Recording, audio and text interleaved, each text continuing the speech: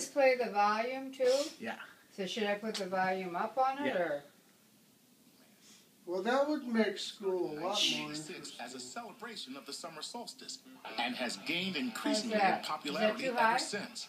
You may be asking yourself what type of people attend these things. Well, we have the answer.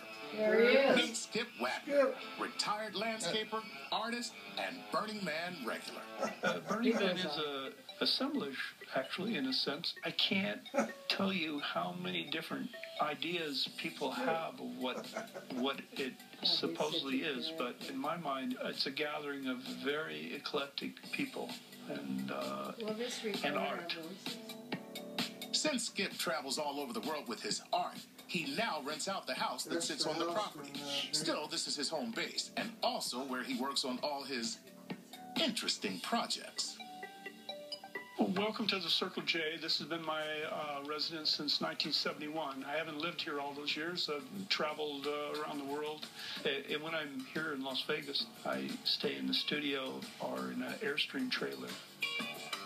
I'm a collector and I'm an artist. If you go to many artists' houses, you see that you have to have a collection of stuff to do your artwork. You have to have a place to keep them. I can't imagine anything better than this in that sense.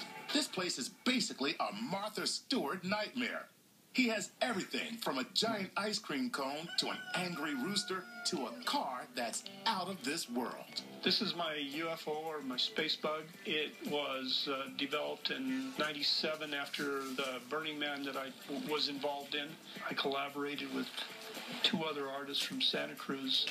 One of the aspects of the cars is that I wanted them to look funky. I wanted them to look like they had come from Mars or something, you know. You can't go in through the doors anymore because it's a spaceship. And so we levitate ourselves and go in through the roof, okay? We were part of what the art car thing became at Burning Man. It's a huge hit. It was giant. Skip even built himself an outdoor workshop where he can make all of his fantastic creations. This could be considered the entrance to the universe because everything probably in the universe is in here or has tried to be. You wanted me to tell you about my junk, huh? It's a collection of God knows what.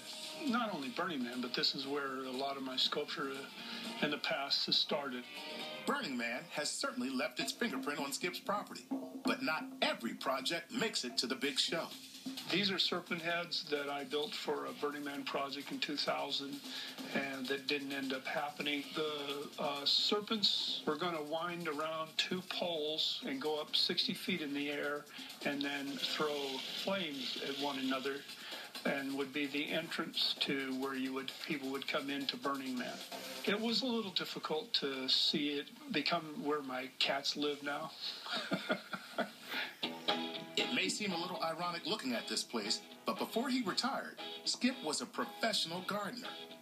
Yes, at Caesar's Palace, I worked as a tropical gardener for 11 years.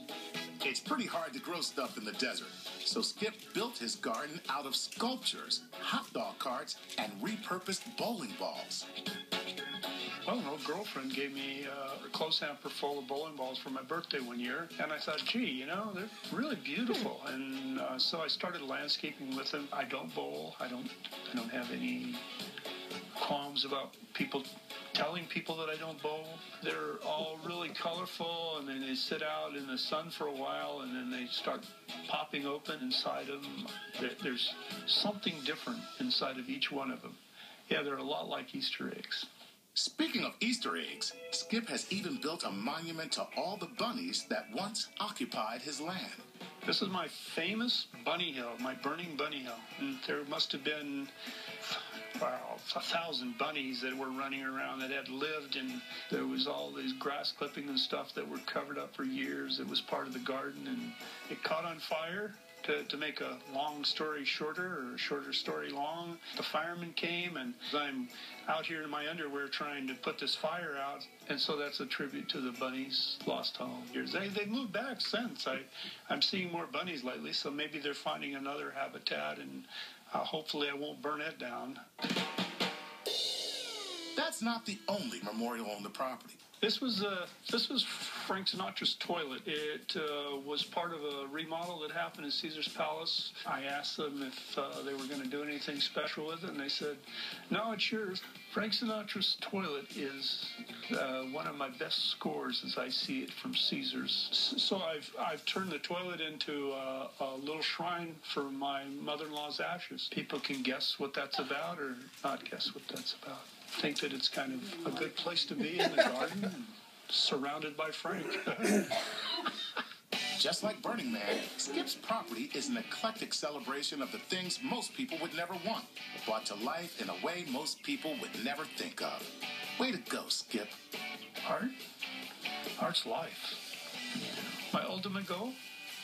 It's like William Shatner says, someday we're all going to die, okay?